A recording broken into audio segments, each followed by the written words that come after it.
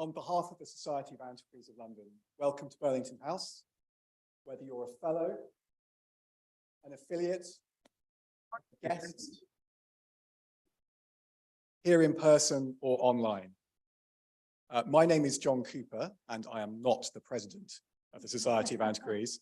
I'm deputising for Martin Millett, our president, who very much wanted to be here, but the rail network defeated him. We have just a few moments of rather antiquated business before the main part of the meeting, but we also have an exciting admission to make. A number of guests, duly introduced by fellows, beg leave to attend your meeting. Is it your pleasure that I welcome them in your name? Thank you. Minutes. And a very warm welcome from me. I'm Amoria Lewis, your General Secretary. Welcome to your fellows. Welcome to the affiliates online. Welcome to the affiliates in the room. Very good evening to you. Now I'll start with minutes. Society of Antiquaries of London, ordinary meeting, Thursday, the 5th of October, 2023, Burlington House and online. Professor Martin Millett, President in the chair. The minutes of the ordinary meeting of Thursday, the 18th of May, 2023, were read and signed.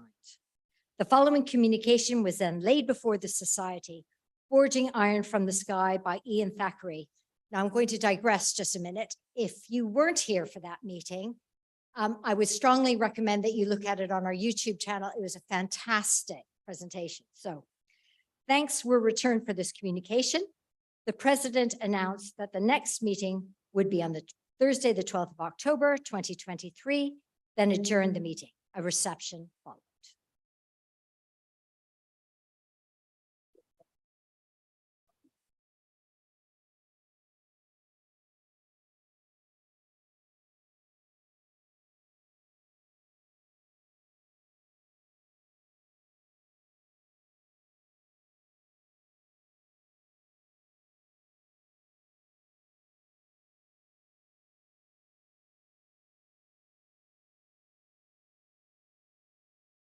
The following being in attendance and having signed the obligation required by the statute, desires to be admitted a fellow.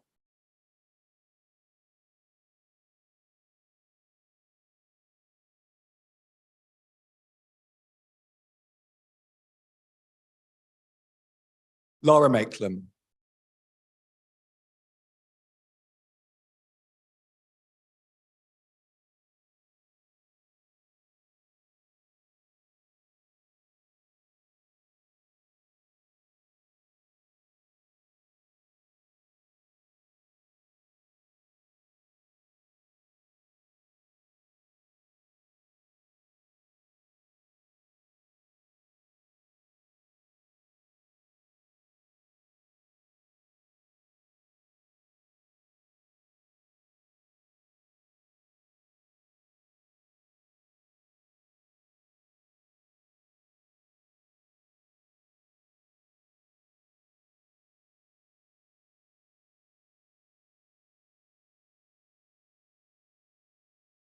Thank you for your indulgence there, ladies and gentlemen.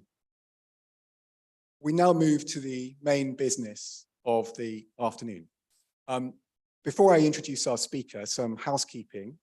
There'll be a question and answer session at the end, and we'll be taking questions in the room and on Zoom and by YouTube. If anyone would like to ask a question online, please type it in the chat function on Zoom or YouTube. And I will ask as many of those questions as I can at the end of the lecture. So today's lecture is The Wood That Built London by Chris Schuller. C.J. Schuller's most recent book, The Wood That Built London, is a history of the woodland that once covered much of South London.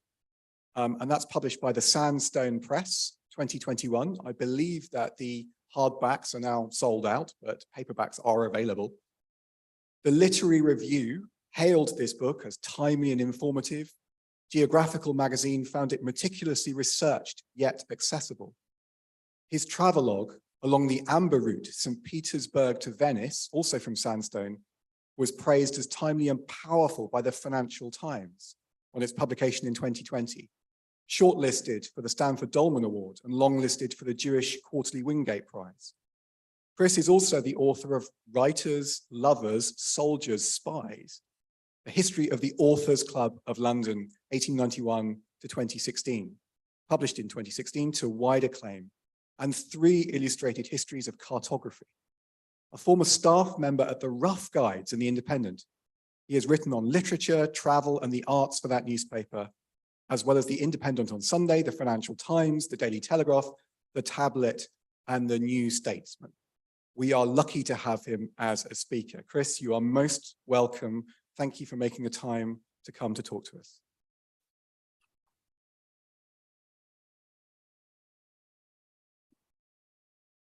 Thank you very much.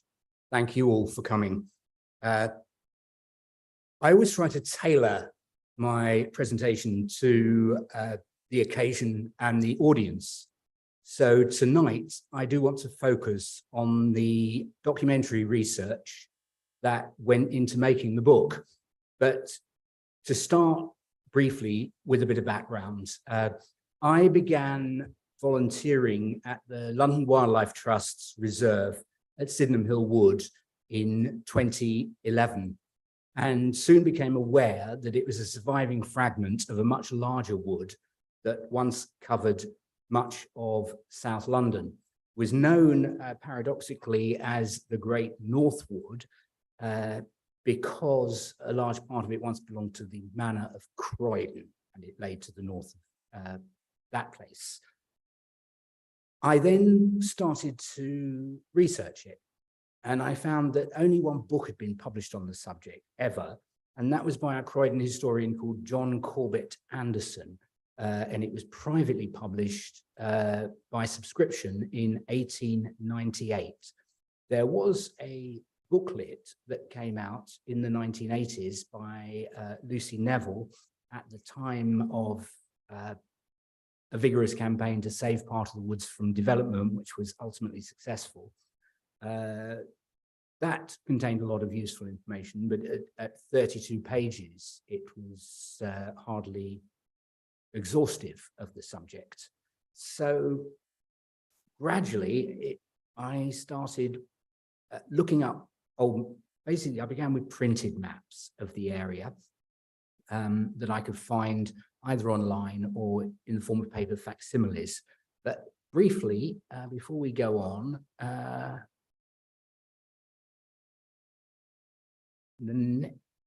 next. Just to show the area that it once covered, it stretched from pretty much Brockley and even further north, New Cross, the area known as Hatcham, which now really the name only survives in Haberdashers' School at Hatcham and the Hatcham Liberal Club on New Cross Road. It stretched all the way from there right down through Forest Hill, through Dulwich and Sydenham, through what much later became Crystal Palace to Upper Norwood, and then dropped away just north of Croydon. Basically, the woods followed the line of clay hills that rose in that area and reached Twin Peaks at Sydenham and Norwood, which is where the two television transmitters are now located, because it is the highest point between there and Hackney Downs. Now, let's see, that is the extent of the woods between about 1600 and 1800. This has been pieced together from a number of maps, starting with printed maps, but pretty soon their limitations became apparent to me. I think the earliest printed map that shows any sign of the wood is John Speed's map of Surrey from the early 1600s, and there all you get is a sort of kind of impressionistic scattering of trees rather than any sort of detail. The first map that shows the woods in anything approaching real detail is John Rock's The Country Near 10 Miles Around London of 1746. He was one of the best cartographers of the age. This is the relevant section. It shows in the north, this triangular wood, Oak of Arnon. That is what we now call Honor Oak. And you can see he's shown the high ground with hachures. And then here we are, the Northwood. The great bit seems to have no historical precedent prior to Anderson's book. Throughout history, it's referred to as the Northwood or Norwood, hence the name of that suburb. Now, Rock was by far the most accurate cartographer of his age, but at the time, theodolites were still in their infancy, and he was very much reliant on rods and chains and compasses. And there were also, throughout this area, there was a lack of high points from which to triangulate. So you can't really superimpose his map onto a modern one without a lot of stretching. But here you have, this is Dulwich Village, basically. That is the old Dulwich College, and that is Gallery Road, and that is College Road. That is the South Dulwich Common, which is now the South Circular. That is Lordship Lane. So you can actually see that quite a lot of modern topography is already quite clear. To the east of the Northwood, paradoxically, we have the Westwood. And it's so Westwood Common. It's so known because it belonged throughout the Middle Ages to the Priory of Lewisham, which was actually owned by the monks of Gant in what is now Belgium until they were kicked out by Henry V and replaced by the Carthusians of Sheen Abbey. Then eventually they were obviously sent packing under Henry VIII. To the south, we have Penge Common, Croydon Common, and down here you see Bewley Wood. Now that is a name that goes right back to the Middle Ages and is still in use today in the area. Let's move on one. The next useful map is Thomas Milne's map of 1800. It was actually surveyed between about 1791 and 1795. He actually had some involvement with the early surveys of the Ordnance Survey and had access to their coordinates. So this is actually much more accurate in terms of modern surveying. You can superimpose it right on top of the modern map and everything more or less fits. There is Dulwich again with the triangle formed by College, Gallery Road and the South Circular. But you can see now that Oak of Honor Wood has started to be eaten away. Milne indicates the land use with both colours and letters, and P stands for parks and paddocks. So you can see that increasingly the area is being turned over to, or partly to pasture and also to leisure use. You can see the fields have forged their way through between Dulwich and Penge, splitting the woods into two here. This was largely the result of a number of factors. Firstly, the construction of Blackfriars and Westminster Bridge made the area accessible to Londoners who could afford to run a horse and carriage. And so you do get a number of large Georgian houses in the area. Then the Industrial Revolution began to reduce the demand for woodland produce. The timber objects, which had been made from, the wood harvested here for centuries, and charcoal, which was also has very ancient provenance in the area. These began to reduce, and the demand began to reduce, so more and more of the woods were turned over to agriculture, to be rented out as farmland, or subsequently in the 19th century to development.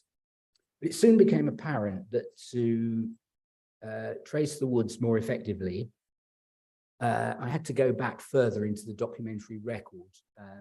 Even, you know, a map as thorough as Milne's doesn't actually show the details of the areas within the wood. Now, the reason it survived for as long as it did was because of a system of rotational coppicing, whereby each section of the woods was divided into a number of areas which were felled annually and then allowed to regrow. Now, originally, the northern parts of the wood belonged to Bermondsey Abbey, and we have a record here from the Surrey Court in Ayr. Bermondsey, yeah. The proximity to London with its constant demand for fuel and building material meant that the woods around Dulwich were an important source of revenue for Bermondsey Abbey, and it guarded its rights to them jealously. In 1235, an Abbey employee, William Gerard, catching a woman taking brushwood from its land, wounded her in the arm and seized her cloak. She took him to the justice in Ayr, a travelling court that dealt, among other things, with woodland matters. The court found her guilty of theft, but waived the fine in view of her poverty and jailed Gerard for assault. When Bermondsey Abbey leased the manor of Dulwich to a London pepperer, i.e. a spice merchant called Thomas Dolsally, in 1359, it specified that the wood would form no part of the lease, but would be retained by the Abbey. And in 1530, just 5 years before the Abbey was dissolved, the monks leased the manor to John Scott, a baron of the Exchequer, once again excluding the great wood called Dulwich Wood and Dulwich Common hedgerows and underwoods, etc., from the lease.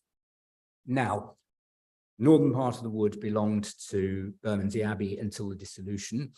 I'll go back to what happened to it after then. The southern part had belonged to the Manor of Croydon, which was a possession of the Archbishops of Canterbury since the Norman conquest. Now, prior to the use of printed maps or even of hand-drawn estate maps, which proved very valuable in this research, what you had to go on was written accounts of a survey or perambulation. Now, the first such survey covering part of the woods dates from the momentous year of 1492, and it was carried out on behalf of John Morton, the Archbishop of Canterbury at the time, and also famous as Henry VII's very hard taxing Chancellor of the Exchequer. He commissioned a survey of the Manor of Croydon. It's preserved in Croydon Museum to this day. And although basically his surveyors went around the boundaries of the estate rather than surveying the woods per se, and since they were mainly concerned with tenancies and the rent owing on those tenancies, they were less concerned with the details of the wood, which was, of course, directly managed by the Abbey, which, like the Manor of Dulwich, divided its woods into a number of coppices. In fact, they both divided their woods into 10 coppices. One would be felled each year. By the time the last one was felled, the original one had regrown sufficiently in order to be cropped. I mean, basically, you know, if you cut a deciduous tree just above ground level, it will send out new shoots. And, you know, within 10 years, these will be strong, flexible shoots that are valuable for a whole manner of uses, such as axles, wheel spokes, tool handles, chair and table legs, wattle and daub, and all the other sort of kind of small timber usage that certainly in the medieval and early modern periods, people were utterly dependent on. They were also used They were also burnt for charcoal, and many charcoal burners set up their kilns in the woods around Croydon. Now, we know of the antiquity of the practice in the area because a court roll, yeah, not that one.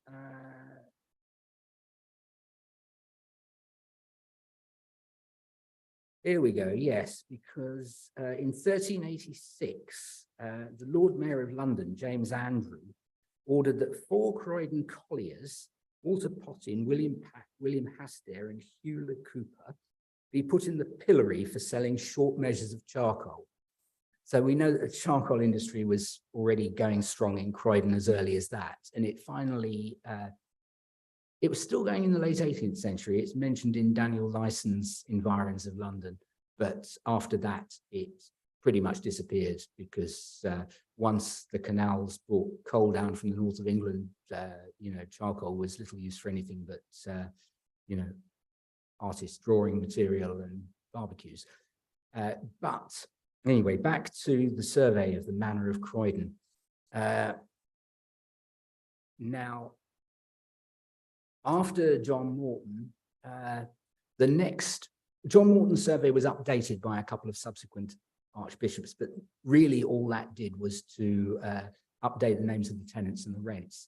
A whole new survey was commissioned by Thomas Cranmer in 1552, and this is it. It's in the Bodleian Library. It actually reads, "A declaration of the utter bounds of the Manor of Croydon in the county of Surrey, viewed at the commandment of the most reverend Father in God, Thomas, Lord Archbishop of Canterbury, by Leonard Pierpoint and Thomas Taylor, his servants, together with certain ancient men, as well of the Lordship of Croydon, and also of divers parishes adjoining. Tertio et Quarto Dies Mai 1552." And it describes there's a lot of wonderful local detail in this survey. I won't go into it in detail, but it gives us a very clear idea of the woods and also of a number of major landmarks that were used to mark the boundaries of the 5 counties, the 5 parishes and 2 counties that met within the woods. It lay on the Kent-Surrey border and at the junction, around the junction of Croydon, Lambeth, Camberwell,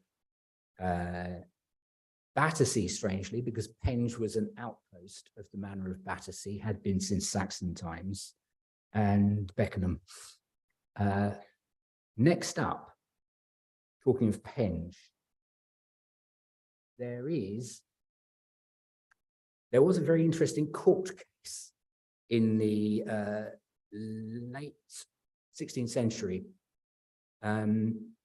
whereby the Queen's tenant of the Manor of Penge, he was not the direct lord of it, because he rented it from the Crown, but he was the de facto lord of the Manor of Croydon, a man called Henry Ryden,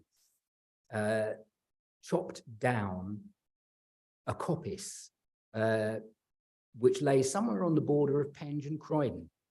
But the Archbishop of Canterbury's wood reeve, that was the officer responsible for his woods, believed it lay within Croydon, and he sent something like 6 men with carts to carry the wood away and deposited it in the courtyard of the Archbishop's palace in Croydon. This happened in 1568.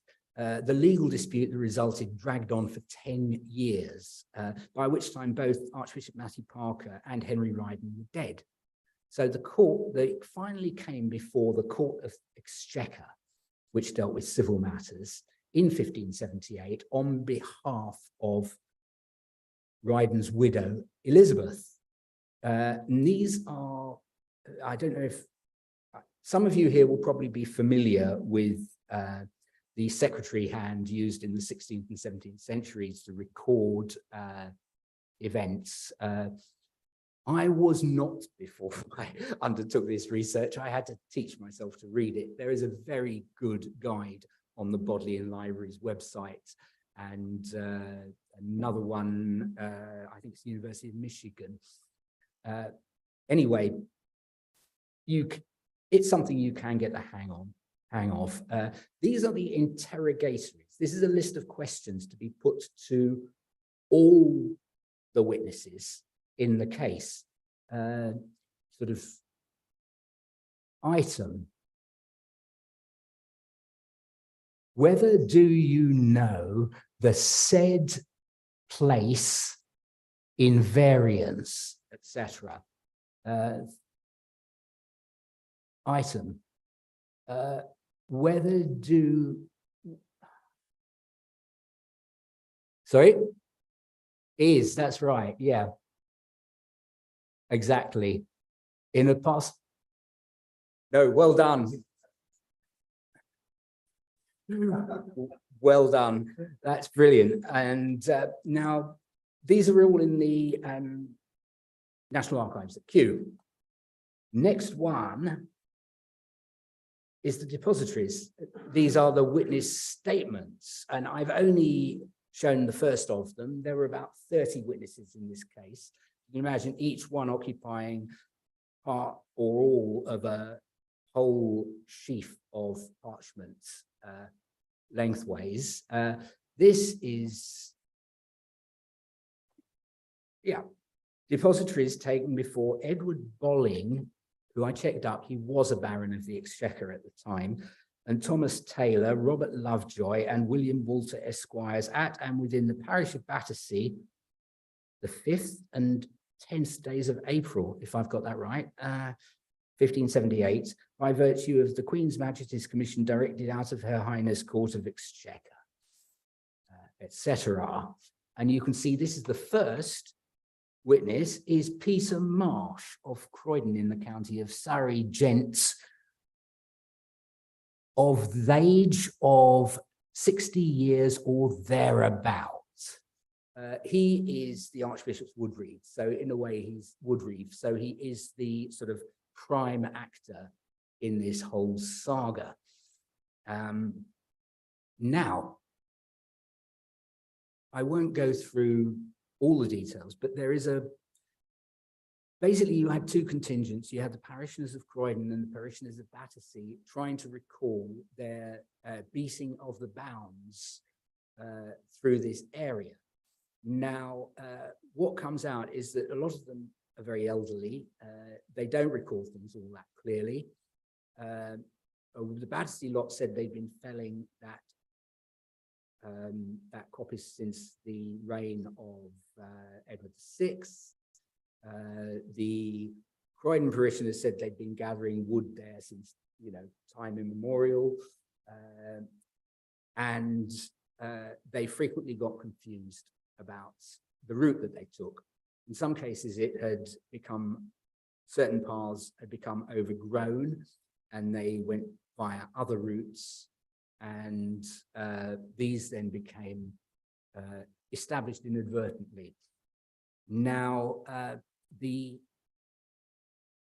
basically the case for Elizabeth Ryden was basically conducted by one Thomas Holcroft, who was the MP for Midhurst in Surrey. He was also the bailiff of Westminster, a close associate of William Cecil, and her son-in-law. Basically, the barons in Exchequer found in favour of the Battersea contingent. Considering that the Rydens were direct tenants of the Queen, to have ruled against them would basically have ruled against the Queen's ownership of that patch of land, which I dare say they were very unlikely to do. But the witness statements are just rich in topographical detail, particularly the particularly concerning certain landmark trees, the greatest of which was the Vicar's Oak, which stood at the junction of the 5 parishes, and according to several witnesses, could be seen from 10 or 12 miles away, and according to one, even from Harrow on the Hill, which is 17 miles as the crow flies. So, yeah, there's a lot of not just topographical, but also social detail about how the woods were used by people and how they were, and their associations with them and the meaning they had for them. Now, one of the things about these woods is they are ancient woodland, which, as the Woodland Trust defines, is anything that's been continuously wooded since 1600. The surviving portions are ancient woodland. We are lucky in that we have both environmental evidence for this and documentary evidence, since both the Manor of Dulwich, which was purchased by the actor impresario Edward Alleyne in 1609, and the Archbishopric of Canterbury have kept extensive records of their management of the woods. Now, this little book is in the in Lambeth Palace Library. And it's basically the Archbishop's Woodman's book. So there's Woods in Kent. Underneath, handwritten, is "and in Norwood." Most of the woods in there most of the pages in this book are devoted to woods around Kent, particularly such as Bleanwood, for example. The very last page is coppices belonging to the Archbishop of Canterbury lying in Norwood and thereabouts, 1611. And he's listed the coppices here. Wickwood's coppice containing, then Camberwell Rough containing 28 acres. Stakepit Great Coppice containing, and Stakepit Little Coppice, bracketed together, they make 90 acres, and so on. Cleland's Coppice, Elderhole Coppice, Cleland's Little Coppice, Gravelly Hill Coppice, Biggin Hill Coppice, Biggin Hill is a name still in use in the area, Windle's Coppice, Shelverdine Coppice, Bewley Coppice, and other names still in use in the area, Holly Hill Coppice. I'm just going to move on and then go back one, because there is a estate map, a parchment estate map from 1678 in the Croydon Museum. This was commissioned by one of the Archbishop's wood reeves. He only gives his initials as IT or JT, from a London mapmaker called William Marr, to present to the newly appointed Archbishop William Sancroft in 1678. And here you can see the exact locations of all those coppices mentioned in the little book. South is in the bottom right hand, north is in the bottom right hand corner, so it's approximately upside down. But here you've got Biggin Hill, Great Stakepit, Clayland, Elderhole, etc. I'll return to this in a minute. Let's go back. In the left margin, which presumably the 1611 wood reeve left blank, his successor has noted the acreages in 1663. You remember that obviously this is after the Civil War. And the 90 acres of the two Stakepit coppices is down to 60 acres. Clayton's coppice is still 40. Elderhole has gone down from 50 to 40.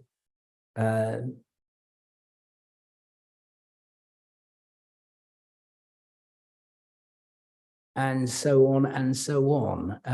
Some of the original ones are left blank because presumably he was waiting for a surveyor's report. Some of them have given them there, but the upshot is to show that the woods have shrunk. And he has written at the bottom, "These woods put out of the former order by the rebels." So this is an assessment of the damage done during the Civil War and the interregnum. So that is 1663, immediately after the Restoration. Then here we have William Marr's map.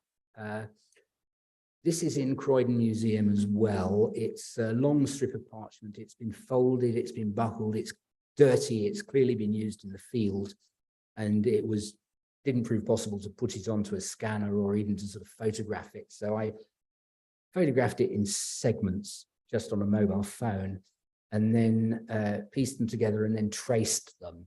So this is what we're looking at is a facsimile, but you'll have to take my word for it that it's as accurate as I can make it. There's the famous Vicar's Oak here, where Dulwich Woods adjoins the Archbishop's Woods, and the Walter St. John was actually the Lord of the Manor of Battersea. His predecessor had actually bought the manor from Charles I, who was in need of money as ever. So these are Walter St. John's Woods. So that is that is Penge. There's Vicar's Oak, there's Dulwich College, Dulwich Common. I did here, that is Whitehorse Lane. Any of you are familiar with the area, and Sellers Gate puzzled me for a while until I realized it was Selhurst. So there we are. And this is the site of the famous Vicar's Oak. Stands at the southern gates of Crystal Palace Park today. That tree stump has recently been installed as a sort of kind of memorial of it, but I'm sure the original was considerably larger than that. Now, yeah, basically, so what we have is a functioning wood. It was allowed to remain wooded because the ground was too steep to be easily farmed, certainly in pre-industrial times. And the practice of coppicing did, produced considerable amounts of economic revenue until the Industrial Revolution and the Enclosure Act really diminished that. And then the woods started to get rubbed up, turned over for farming or for development, and shrunk to the fragments we have today. Dulwich Woods and Sydenham Hill are the largest surviving fragment, about 25 hectares. But some of these bits of some of these old Archbishop's coppices survive. There's Biggin Wood is a little bit on Beulah Hill, is a little bit of Biggin Hill coppice. Spar Woods is a bit of Bewley coppice, and a bit of Windall's coppice survives in Bewley Park. A bit of Great State Pit coppice survives in the grounds of Virgo Fidelis Convent. So, we are lucky to have what we still have, and hopefully they are all now adequately protected. What else can I say? Some of you might be familiar with a wonderful website called Early English Books Online, or EBO, which has facsimiles of a lot of early printed books.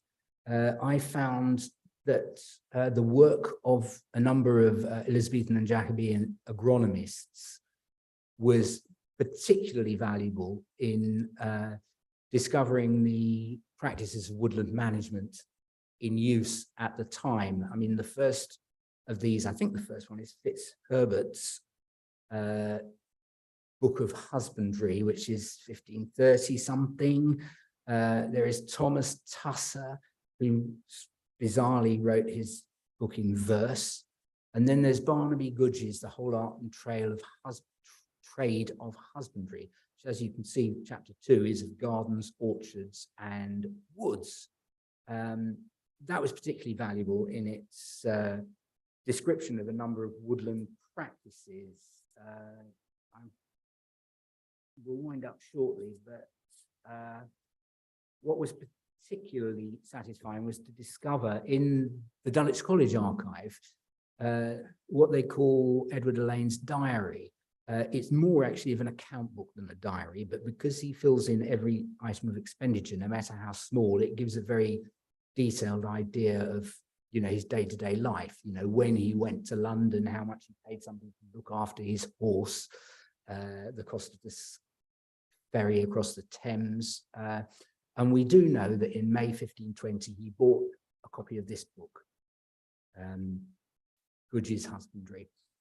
He was obviously keen to not just to delegate the management of his estate and its woods to others. He wanted to know what was, the most up-to-date practice himself. So that was rather gratifying to discover that he actually owned this book. I think I'm going to wind up now and hand over if anyone's got any questions.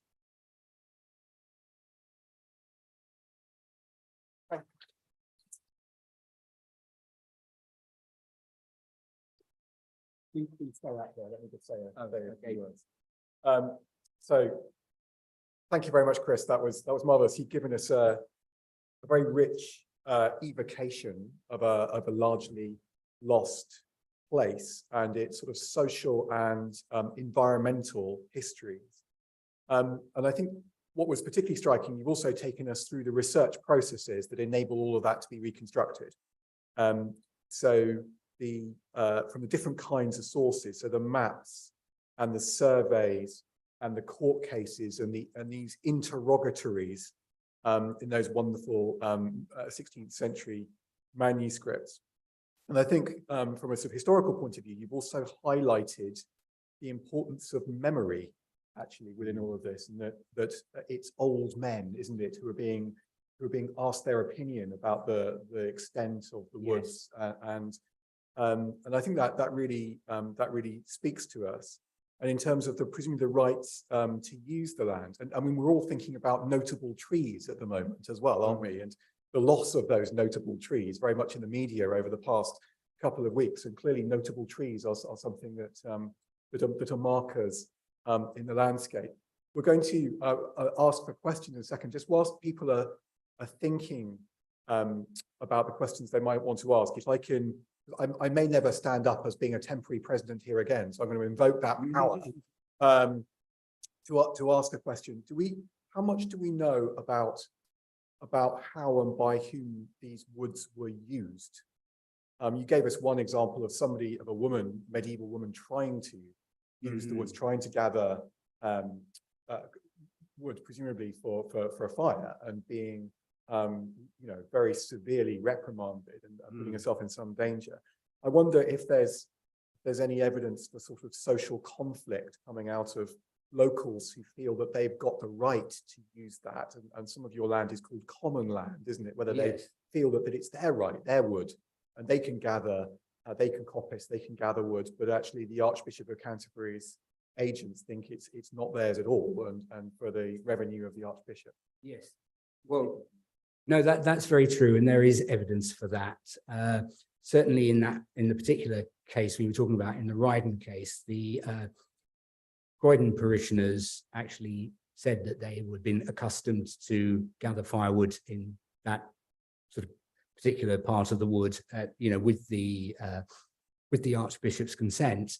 And what happened with the coppices was people did have a customary right to graze their pigs within them in autumn, grubbing, well, in this case, for acorns. We're talking mostly oak woodland here, but in beech woods it would have been mast.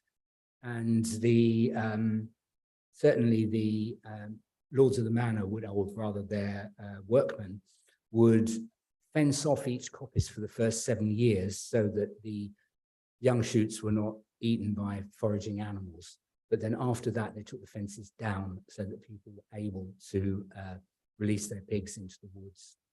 And certainly when it came to the common areas, like Sydenham Common, Penge Common, and so on, people did have extensive customary rights, which were, eventually taken away in the late 18th and early 19th century in the, the battles that are well known about. But yeah, there was conflict throughout on I would say on a low level, but it would re-emerge at various points. There was conflicts between different parishioners as to who owned which bit of land as well, which parish it actually belonged to, particularly in an age before detailed maps. At one point, as late as the late 17th century, a bunch of Lambeth parishioners who were beating their bounds sort of marched into the courtyard of Elaine's College at Dulwich and claimed it was theirs, even though it was well inside Camberwell. Presumably they got lost, and were seen off in no uncertain terms. But yeah, there is this constant tension. There's also, certainly around the Civil War, Parliament originally encouraged people to gather firewood, but then got worried about the depletion of the national timber stock and prohibited it. Again, there were a number of acts and directives passed by Parliament in the 1640s. So yes, we do have this this pattern of skirmish over ownership and over rights of access and use. Very good. So we've got woods as a site of social conflict, I think, which is very interesting. We're going to open up to questions from the floor. Now, Rebecca is going to come around with a handheld microphone. Gentleman over here, you can just wait, please, until we've got the mic, and then. Thank you very much for that talk. It's a personal resonance for me as a South Londoner. Just to wind the clock back a little bit, how did these woods get to be there? I mean, going back to, say, Puck of Books Hill's time, were they, did someone grow them, or did were they naturally occurring to all intents? Yes, they are believed to have been originally naturally occurring. Basically, what happened is that certainly, I mean, most of southern England was covered in woods originally. A lot of them were felled even as early as the Neolithic with, stone axes in order to, I mean, once people start introducing agriculture, then they need pasture. And so the lowlands tended to get cleared, but on the whole, woods were allowed to remain on steeper ground because it wasn't so easy to farm. So basically, they're a survival.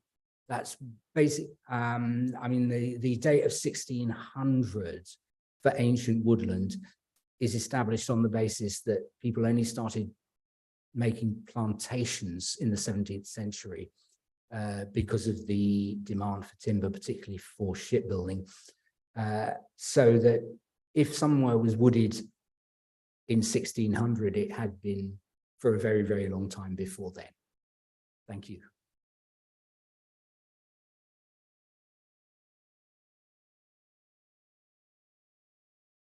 You didn't mention the Great Fire of London. Were the woods not harvested for that? I would have thought that would have been. Well, they were. Well, now that's a very good point. We don't know for certain, but the Great Fire of London broke out in a bakery, and bakeries at that point used charcoal as fuel, and much of the charcoal for the City of London came from Croydon. So you could say that the wood not only built London, it burnt it down, but we don't actually know for certain that, that particular load of charcoal came from Croydon or thereabouts. Was there extra pressure put on the woods for the needed building materials? No, I don't think so, because apart from anything else, after the fire, they were discouraged from building in timber.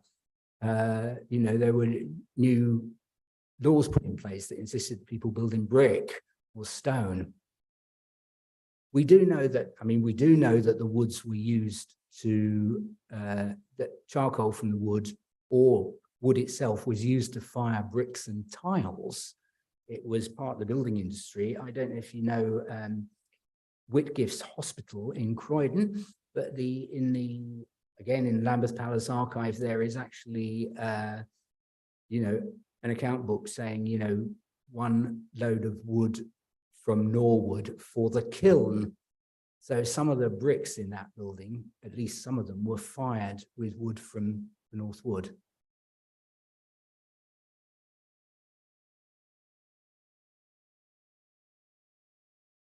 Thank you for a wonderful paper.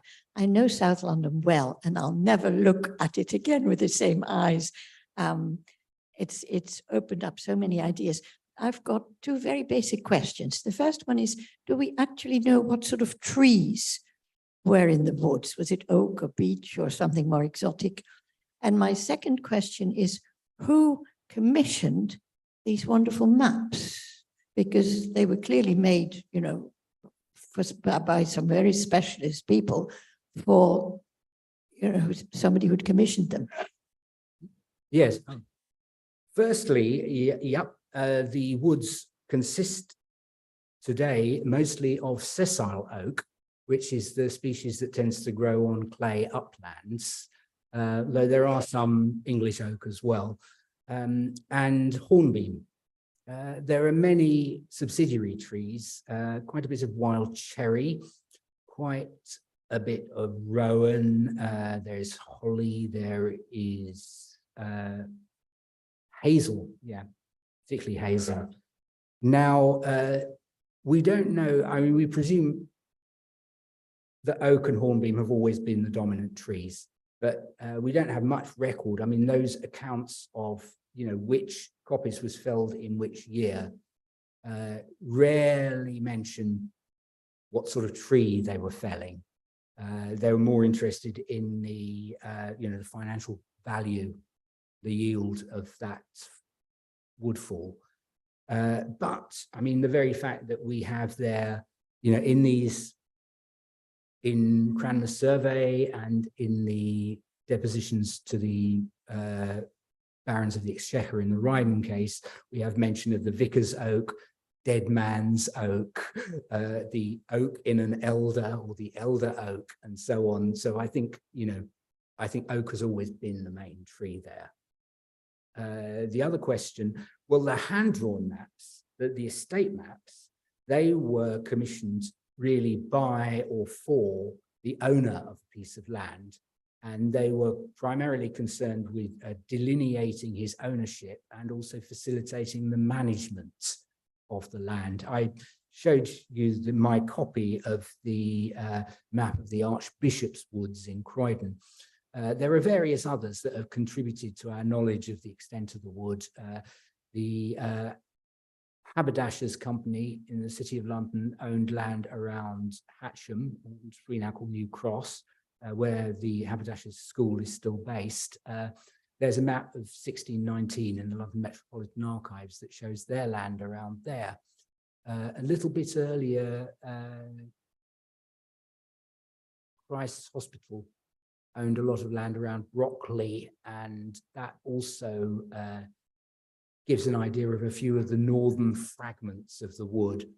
And then there's an 18th century copy of a 17th century map of Beckenham Manor in the British Library, which also gives us another fragment of the jigsaw.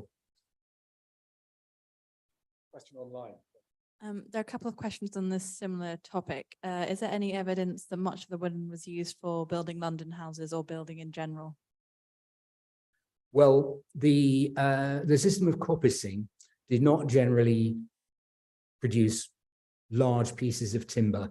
And although Henry VIII passed an ordinance that said that for every acre of coppice land, of coppice woodland, 12 trees must be allowed to grow to full height in order to provide timber for his navy. And of course, the Royal Navy docks were at Deptford, and this was the nearest woodland to them. Now, it's very interesting that as the early 17th century, less than a century later, one commentator says that this law is more often ignored than obeyed. And James I actually has to issue a proclamation for the projection of timber. But Edward Alleyne, in his statutes for his college, said that the woods should be harvested according to the laws of England. So he and his successors presumably put in practice the act of preserving 12 full-size trees amid a coppice. And they, I suspect, ended up in ships. But so the wood was not directly used for constructing timber frame housing, but the coppices could be woven into hurdles, which would be used to fill in the bits between the timber frame and would then be plastered over in wattle and daub. So in that respect, it contributed to the building of London, and also the fact that the charcoal was used to fire bricks and tiles. And one more question from online. What awareness or feeling is there today in the area of the former existence of the wood? I'm thinking of Tin Bird's book, The Great North Wood, about memories and stories bound up in the landscape. Yes, that's a lovely graphic novel. And I've met Tim at various events we've done, you know, quite often in the open air at festivals. I think it's grown considerably in recent years, partly thanks to the efforts of the London Wildlife Trust, which had a Great North Wood project, which has now come to an end, but you know, it has a considerable legacy in terms of the management of the woods, the encouragement and fostering of local friends groups, and the positioning of signage in all the surviving fragments of the Great North Wood, showing how they fit into the bigger picture and where they are.